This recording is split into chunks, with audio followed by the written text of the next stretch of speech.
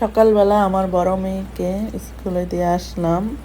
তারপরে আসার পথে ডিম আর দুধ এগুলো নিয়ে আসি, হালকা পাতলা কিছু বাজার সদাই নিয়ে আসি।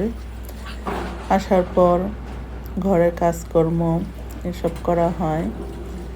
এগুলা করতে করতে আবার স্কুল ছুটি হওয়ার টাইম হয়ে যায়। এর মধ্যে আমার ছোট মেয়েকে আমি গোসল করালাম, তারপরে গিয়ে ওকে খাওয়ালাম।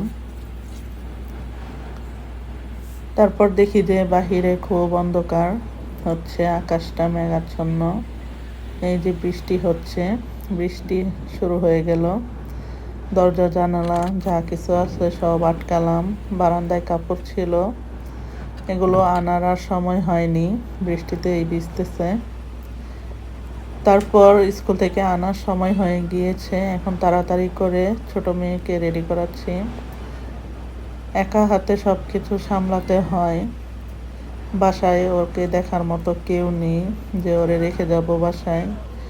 এই বৃষ্টির মধ্যে আমার ছোট মেয়েটাকেও নিয়ে যেতে হয়। ওর একটু শরীরটা বেশি একটা ভালো না, কিছুদিন যাবৎ ঠান্ডা জ্বর। তারপরও কোনো করার নেই।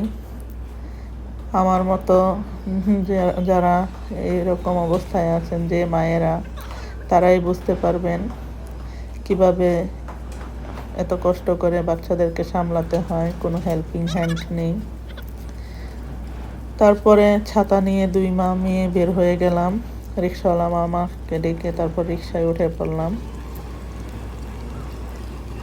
রিক্সাওয়ালা মামাটাও বয়স্ক, খুব খারাপই লাগছিল এই বৃষ্টির মধ্যে উনি এত কষ্ট করে রিক্সা চালাচ্ছে। তারপর স্কুলের পথে ছুটলাম এই বৃষ্টির মধ্যেই। বৃষ্টির মধ্যে স্কুলে যাওয়া আসা আসলে একটু কষ্ট করি, তারপরেও আসলে কোনো করার নেই। এখন প্রায় সময়ই আপনার এমন মেঘলা আকাশ, বৃষ্টি এগুলা হয়, যেহেতু বর্ষাকাল, তাই বন্ধ তো করা যাবে না। বাচ্চার পরীক্ষাও চলতেছে আমার।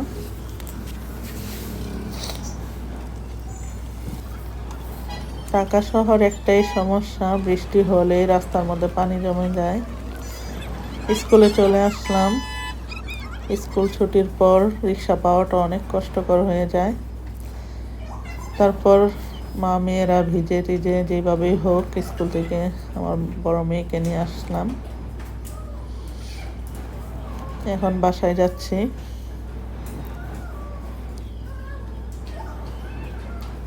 আমার মেয়ে তো একদম ভিজে টিজে একাকার হয়ে গেছে।